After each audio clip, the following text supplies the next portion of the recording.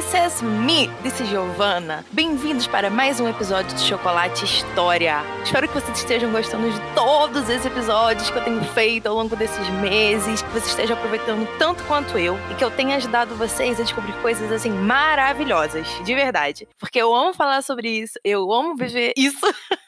E nada me faz mais feliz do que simplesmente falar coisas que eu amo. Eu queria mandar um beijo, um abraço pra Kelly Santana, que foi lá no Instagram, @ElizabethMargot_, e falou comigo. Kelly, você foi um amor, ela falou que adorou tudo, que gostou de escutar a história da Catalina de Aragão, que é a preferida dela, que gostou de escutar a história da Ana Bolena, ela falou que adorou, que conheceu mais, então eu fiquei muito feliz de ter ajudado, contribuído pra ela conhecer mais sobre as rainhas e ter passado um momento ótimo escutando meu podcast. Kelly, um grande beijo. E sim, eu vou fazer episódio sobre Mary of Scotland, The Queen of Scotland, yeah! Mas eu vou fazer dela mais pra frente, pra vocês poderem entender a cronologia do rolê, entendeu? Que nós temos a Mary, primeiro, depois a Elizabeth, aí depois a gente fala da Mary of Scotland. Como já falei aqui, se vocês quiserem falar comigo, quiserem, sei lá, dar sugestões, abraços e fotos que eu posto, hoje tem bastante foto, vá lá no Instagram, @ElizabethMargot_, ou no Facebook, Elizabeth Margot, e vão lá dar uma olhada, porque, olha, gente, vai ser babado esse episódio.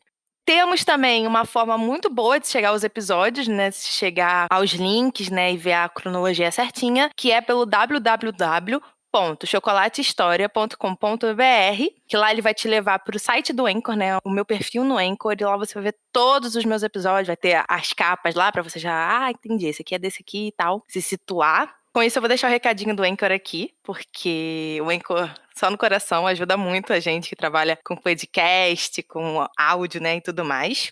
E já volto! Gente, o chocolate de hoje é nada mais, nada menos do que o chocolate moça da Nestlé. Ele ainda é vendido, não tanto quanto era antigamente, mas eu nunca me esqueço que na época, sei lá, do ensino médio, do ensino fundamental, da cantina da minha escola e tal, acho que de outras escolas também vendia, né, aqueles tabletezinhos, né? Tinha muito chocolate moça e eu comia muito, sempre na hora do recreio, no fim, eu sempre tava voltando para a sala com um deles. E eu escolhi o moça, primeiro que nós vamos falar de uma moça aqui que chegou assim, do nada, a gente vai falar, de onde que saiu essa menina? E também porque é um chocolate que é bom, é interessante, eu particularmente acho chocolate icônico, mas ele acaba ficando meio esquecido, né? Ele acaba ficando meio de lado, principalmente nesses dias atuais. Então, eu acho que ele calhou muito bem aqui. Como o chocolate moça da Nestlé é muito bom, vocês vão adorar. E é isso, vamos ao episódio de hoje. Hoje o episódio é sobre a crise de sucessão de Eduardo VI. No episódio anterior, que eu falei do Eduardo, vão lá escutar, que tá bem, bem legal de verdade. Eu disse no fim que eu não falaria sobre a questão da sucessão no episódio, porque senão vai ficar muito grande, vai ficar muito complexo, muito complicado. Então, e também porque era um assunto meio que independente, de certa forma. Por isso que eu fiz um episódio à parte disso, porque vai unir tanto questões de Eduardo quanto questões da Mary, né? Da primeira filha de Henrique VIII. Aí eu decidi fazer um episódio só sobre isso. Mas vai também envolver uma outra pessoa, chamada Jenny Grey. Eu vou chegar em partes, eu vou falar sobre ela e tal, e o que eu quero dizer é o seguinte. A crise de sucessão, que eu chamo, né, crise de sucessão de Eduardo VI, ela vai se dar em 3 etapas. A primeira, que vai ser todo o projeto de sucessão que vai ser estruturado pelo Edward e pelo governo dele.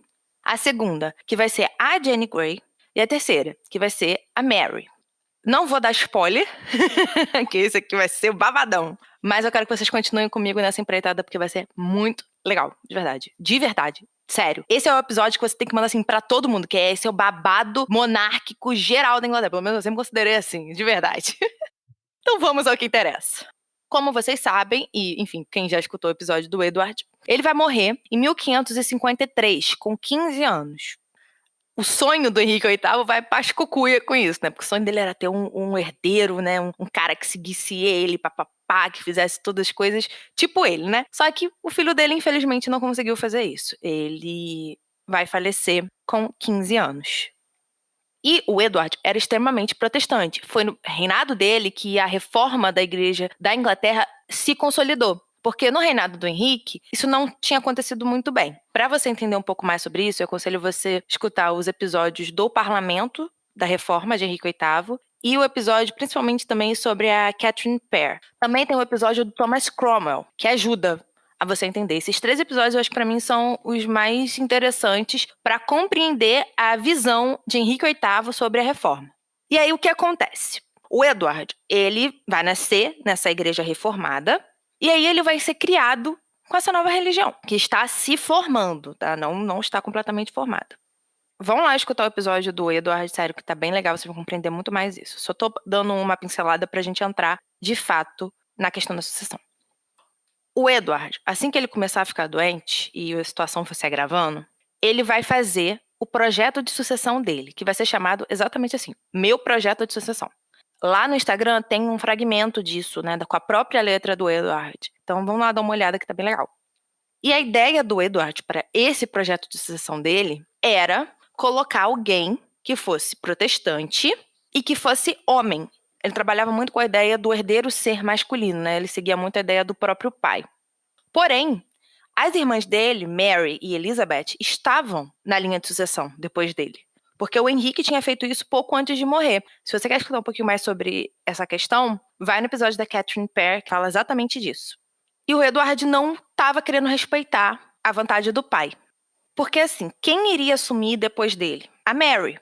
Mary, que já era uma mulher adulta, já tinha 30 e poucos anos, não era casada ainda, tinha continuado católica, isso é um ponto crucial aqui, a Mary, primeira filha de Henrique VIII, filha da Catarina de Aragão, continuou católica mesmo depois da reforma, da cisão com Roma. Ela não aderiu ao protestantismo. E isso ficou muito claro no reinado do irmão dela, né? No reinado do Edward. Mas aí a gente vai conversar com isso no episódio da Mary.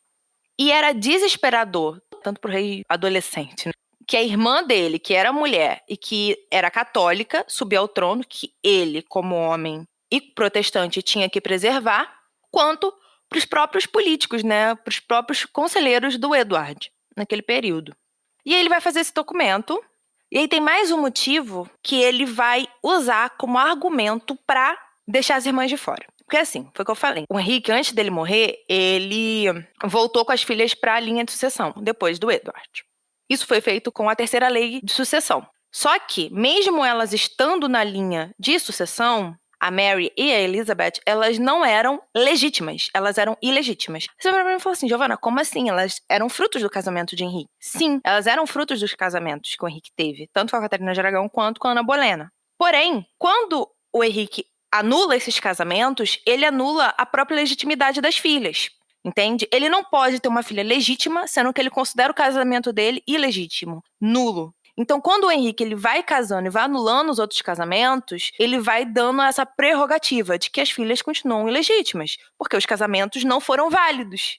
Porém, elas são filhas dele, ele reconhece isso, e, por isso, elas vão estar na linha de sucessão. Mas ele não pode colocá-las como legítima, porque senão ele vai estar sendo contraditório. Como que eu coloco as garotas como legítimas se você não considera o casamento legítimo? Porque se ele considerasse, né, se fosse considerado casamentos legítimos, tanto que ele teve com a Catarina de Aragão, com a Ana Bolena e etc, ele não poderia se casar, porque tecnicamente é legítimo e tudo mais. Então, esse é o grande X da questão.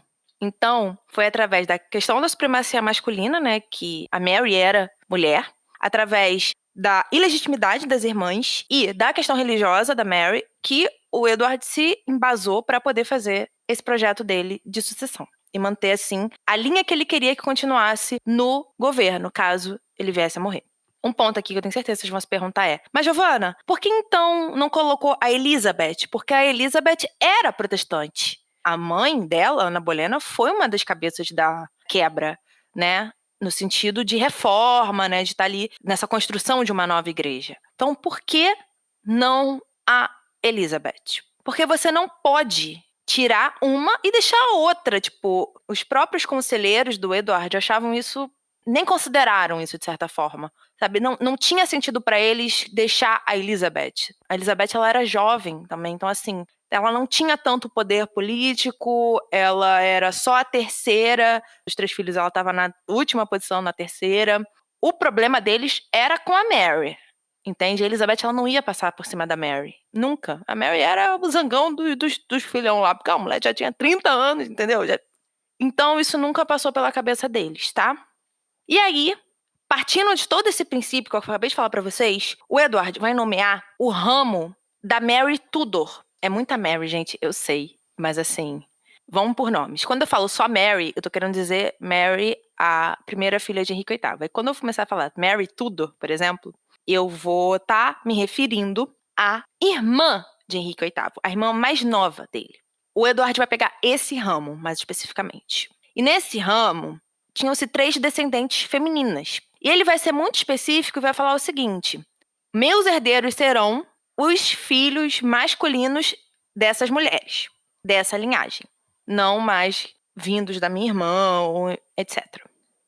Aí eu quero dar um ponto aqui. O Edward, ele teve uma posição muito firme nessa questão da sucessão dele. Mas isso também não significa que ele não foi influenciado. Isso também não significa que ele não colocou os desejos dele. Então a gente tem que saber dosar essa questão. Ele sim fez o que ele queria, mas ele também deve ter sido influenciado em algumas partes. Vocês vão entender o porquê mais pra frente. E o Dudley, se vocês escutaram o episódio do Edward, vocês vão saber quem é ela de primeira. Ele era quase que o Lorde Protetor do Edward. Porque o Edward ainda era menor de idade. O que o Lorde Protetor seria, Joana? Seria tipo o chefe de governo do rei. E ele convenceu o Edward de não colocar só a linhagem masculina daquele ramo da família como descendente. Por quê? Não tinha-se homens ali, só tinham-se mulheres. Então o Eduardo foi convencido como uma exceção, e ele escreve dessa forma, a nomear sua herdeira a Jane Grey. Vamos nos situar. Eu fiz uma pequena árvore genealógica, tá lá no Instagram também, caso vocês fiquem meio confusos com as coisas que eu vou falar, então dá uma olhada lá. É o seguinte, o Henrique VII e a Elizabeth York tiveram filhos e tudo mais. Entre eles foram Henrique VIII, Margaret Tudor e Mary Tudor. Henrique virou rei. Margaret Tudor casou com o rei da Escócia, virou rainha da Escócia. E é ela que vai ser a avó da rainha Mary of Scotland, que a gente vai falar daqui a outros episódios. E tem a Mary Tudor. A Mary Tudor, ela foi rainha da França por um período, não teve filhos nem nada, e depois quando ela volta, né, quando ela deixa de ser rainha, ela volta pra Inglaterra, ela vai casar com o Charles Brandon. Ele vai ser o Duque de Suffolk. E a partir disso, desse casamento, que vai nascer a Frances, uma das filhas deles, e da Frances é que vai nascer a Jane Grey. Então, a Jane Grey é neta da Mary Tudor, que é irmã de Henrique VIII. Então, ela tinha sangue real. Ela não foi tirada a Deus dará. Aí vocês perguntam pra mim, Giovana, mas por que não foi a Margaret Tudor? Porque a Margaret era mais velha que a Mary. Concordam? Concordo. Porque a Margaret era casada com o rei dos escoceses. Então, se colocassem os descendentes da Margaret na frente dos da Mary, ia se unir a Inglaterra com a Escócia, e o rei não seria um rei inglês que uniu a Inglaterra com a Escócia, seria um rei escocês que uniu a Escócia com a Inglaterra. E não era isso que os líderes ingleses queriam. Então, por isso, a linhagem da Margaret Tudor foi descartada nesse período, pelo próprio Henrique até. E a linhagem da Mary Tudor se manteve. E aí nós chegamos a Jane Grey. Um ponto aqui, um adeno, é que eu ainda vou fazer o episódio sobre a Margaret Tudor e a Mary Tudor. Eu não fiz porque eu tô seguindo a própria linhagem de filhos do Henrique VII e Elizabeth York. Tanto que eu já fiz episódio sobre Elizabeth de York, eu fiz episódio sobre a mãe do Henrique VII, aí cheguei no Henrique VIII. Aí eu fiz sobre todas as esposas, tô fazendo sobre os filhos, pra depois ir pra Margaret Tudor, pra Mary Tudor e assim sucessivamente. Porém, a história ela começa a se unir em algumas partes, né? Então por isso que às vezes eu tenho que citar alguém que eu ainda não fiz um episódio sobre. Mas tá tudo bem, tudo tranquilo, nada de confundir, é só realmente pra falar da árvore genealógica em si. Então, voltando. Como eu disse, o Edward tinha falado que os herdeiros dele seriam homens nascidos daquele ramo da família. Porém, não se tinha homens naquele ramo. A Jane Grey e as irmãs dela não tinham tido filhos ainda, então assim, elas eram novas. E o rei tava quase morrendo. Foi até uma tentativa desesperada de não deixar o lugar vago com uma simples suposição de quem deveria ser o herdeiro. Por isso que o Dudley, de certa forma, também fez força pro Edward já decretar como herdeira a prima dele, Jane Grey.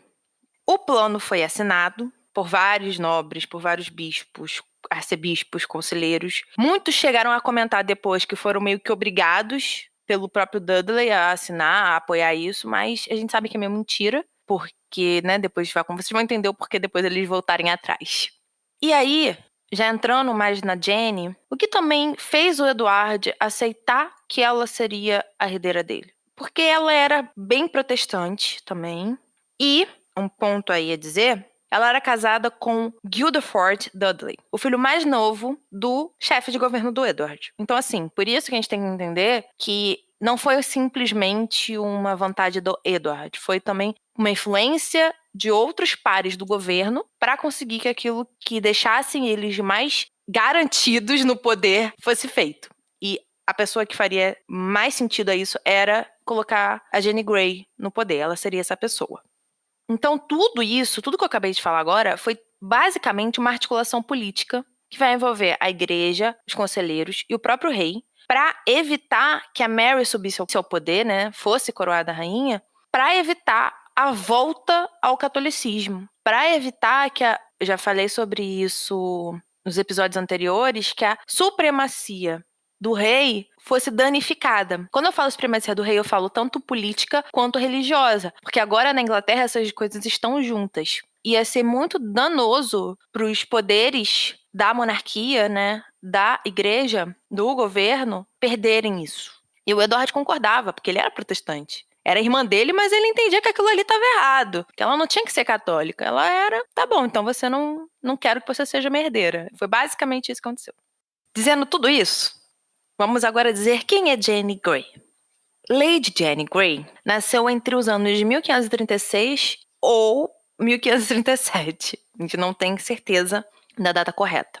E ela vai morrer no dia 12 de fevereiro de 1554, entre 16 e 17 anos, bem novinha. E ela vai ser conhecida como a Rainha dos 9 Dias, porque o reinado dela, tecnicamente falando, vai durar do dia 10 de julho até o dia 19 de julho de 1553. A Inglaterra teve uma rainha de 9 dias. Jenny era a filha mais velha de Henry Grey e Frances. A Frances que era ali a paradinha da linhagem e tudo, a mãe dela. E ela tinha mais 2 irmãs, né, mais novas, que era Lady Catherine e Lady Mary. A Jenny teve uma educação como todas as outras nobres da época, de boa família. Ela vai aprender latim, grego, hebraico, italiano. Vai ser protestante, vai ser criada na crença protestante. Aí tem até uma passagem que dizia que ela preferia livros a festas. E achava que a educação que tinha era muito restrita, muito severa. Ela reclamava disso, segundo alguns relatos. Um ponto interessante na vida da Jenny, que eu não citei lá no episódio da Catherine Parr, que eu estou citando agora, é que ela vai morar com a Catherine Parr e o marido dela, da Catherine Parr, né? O Thomas Seymour. Ela vai morar com os dois a partir de 1547. E aí a Jenny, ela vai ficar junto deles até a morte da Catherine, que vai ser em 1548. Se vocês quiserem entender um pouco mais sobre a vida da Catherine Parr e tudo mais, vai lá no episódio da Catherine. Aí depois disso, a gente não tem também muita informação do que ela fez da vida dela. A gente sabe que em 1553, ela vai ficar noiva do Lord Guildford Dudley, e eles vão se casar em 25 de maio de 1553, pouco antes ali do Edward morrer. E o interessante desse casamento, que as outras 2 irmãs dela também se casaram no mesmo dia, foi tipo um casamento triplo ali, as 3 irmãs junto numa tacada só, pá! Achei isso interessante. Ia ser basicamente a vida da Jenny antes da morte do Edward. E aí vamos para a morte de Edward. Edward vai morrer no dia 6 de julho de 1553. No dia 9 de julho, a Jenny vai ser avisada de que agora ela era rainha. Aí, no dia 10 de julho, ela vai ser oficialmente proclamada rainha pelo Conselho Privado. E um ponto importante é que ela subiu ao poder, né? Ela virou rainha, sem apoio popular. Foi só com o apoio do Conselho Privado. Aí, nesse mesmo dia, ela vai para a Torre de Londres para esperar a coroação dela. E outra questão importante e legal e interessante da Jenny Grey é que o marido dela não foi proclamado rei junto com ela. Porque, na real, para ele ser proclamado rei, precisava de uma lei no parlamento. E aí você precisava convocar parlamento, fazer uma tralhalhada de coisa que não cabia ali ao momento. Então agora vamos falar um pouco dos fatos pela versão da Mary. A Mary vai ver o Edward pela última vez lá em fevereiro de 1553. Depois ela só vai ficar sabendo, né, como a saúde do irmão estava, como ele estava, através dos embaixadores e pelo Dudley. não vai ter mais contato com o irmão. E ela não era burra. Gente, uma coisa é que a Mary, ela... A gente vai entrar, né, direitinho na história da Mary. Só que ela já era uma mulher feita, tinha 30 e poucos anos, sabia o que ela tinha que fazer. Porque ela passou por tanta coisa ao longo da vida dela. Ela perdeu a mãe, né, o pai negou ela viu todos os casamentos do pai, viu o nascimento dos 2 irmãos, foi ilegítima a maior parte da vida dela. Então, assim, ela sofreu. E com o sofrimento vem a força. E foi isso que ela se transformou, numa mulher forte. Dura, talvez até amarga demais, mas forte. O que aconteceu? Quando ela vai ver que a morte do irmão dela está, tipo, pra acontecer, na idiota, ela tinha informante, a Mary vai sair da casa dela, nos arredores de Londres, e vai pro interior, em Norfolk, que é onde ela tinha terras e aliados católicos ali. Alguns nobres católicos ali. Aí no dia 9 de julho, ela vai escrever uma carta lá de Norfolk, de onde ela estava, direcionada ao conselho privado. A carta vai chegar no dia 10, no dia, né, que a Jane foi oficializada rainha. E nela, a Mary vai afirmar, reafirmar, sacramentar, fazer tudo. Então é o seguinte, de que, olha, eu tenho direito à coroa, ao título de monarca. Então, assim, vocês não podem me eliminar dessa forma. Aí o conselho vai responder que a Jane agora era rainha, que ela foi feita rainha pelo poder do Edward, que a Mary era só ilegítima. No dia 12 de julho, a Mary e os aliados dela começaram a reunir um exército em Suffolk, que era um condado próximo de Norfolk, mais embaixo. E ali haviam 2 tipos de apoiadores da Mary: conservadores e protestantes que entendiam e viam a reivindicação do trono, né, que a Mary estava fazendo, mais forte que a religião.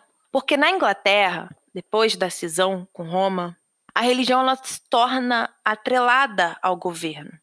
Então, às vezes o cara é protestante, mas ele fala, cara, politicamente não tá inteligente apoiar a nova rainha Jane Grey. Mais fácil apoiar a Mary. Então vai também flutuar muito nessa ideia, né? Que a política que é religioso. A gente não sabe, porque naquele período as 2 coisas estavam grudadas, principalmente na Inglaterra. Aí ela vai, né, começar a formar o exército com esses apoiadores. O Dudley viu que ele subestimou a Mary. Esse é o ponto crucial aqui. Ele viu que ele subestimou a Mary. E aí ele teria que prendê-la. Se ele não prendesse, se ele não fosse atrás da Mary, o rolê não ia rolar. É tipo isso. Não ia dar pra Jane continuar como rainha. Então, ele vai deixar Londres e o conselho privado ao qual ele era líder, né? No dia 14 de julho, para ir atrás da Mary. Aí agora eu vou parar aqui, né, fazer um adeno, com parêntese. Vai entrar alguns nomes de cidade, né, e tudo mais, que eu fiz um mapinha para vocês lá no Instagram, tá? É simples, mas só para vocês entenderem o caminho que o Dudley fez e o caminho que era para ele ter feito. Se você quiser já escutar essa partezinha com o mapa, vai lá no Instagram que vai ter lá. Ou no Facebook também. Ele, Dudley, vai atrás da Mary por Cambridge. Né? Como assim por Cambridge? Ele vai seguir na direção de Cambridge. Ou seja, ele vai meio que subir. Em vez dele ir pro lado, né? Ele vai subir. Aí o conselho vai trocar de líder, né? Nesse período aí que o Dudley sai. Quem que vai liderar isso aqui? Ah, vamos ter que trocar. O Dudley foi, e agora entra um novo. Então esse conselho ele passa liderado agora pelo Henry Fitland, que vai ser o 12º conde de Arundel. Eu vou passar a chamá-lo de Arundel, acho que fica mais fácil. E esse cara, ele era um antigo aliado do Seymour, do primeiro Lorde Protetor que teve no reinado do Edward, era até tio do Edward. Vão lá no episódio do Edward que vai estar tudo explicadinho pra vocês sobre o Seymour. Aliado ao Arundel vai estar o conde de Pembroke. E eles vão convocar o conselho e vão derrubar todo o plano, né, que era apoiado e de certa forma traçado pelo Dudley, e de certa forma vão derrubar o Dudley, e a Jane. E aí vão proclamar a Mary como rainha, no dia 19 de julho. Com isso, o Dudley vai ficar preso, sem saber para onde ir, em Cambridge. O Arundel vai até a Mary, até onde ela estava, lá em Suffolk, em Firmingham, no castelo de Firmingham, representando o conselho, e vai proclamar a rainha e vai, enfim, pedir desculpas por tudo que aconteceu. A Jane, que já estava na Torre de Londres, vai ficar na Torre de Londres, presa agora, junto com o marido dela. E o Dudley vai ser preso no dia 24 de julho. e vai ser decapitado no dia 22 de agosto, mesmo ele renunciando ao protestantismo. Achei isso interessante dizer para vocês, que isso já mostra um pouquinho das mudanças que a Mary vai fazer já de início no governo dela, mas a gente vai fazer isso no próximo episódio.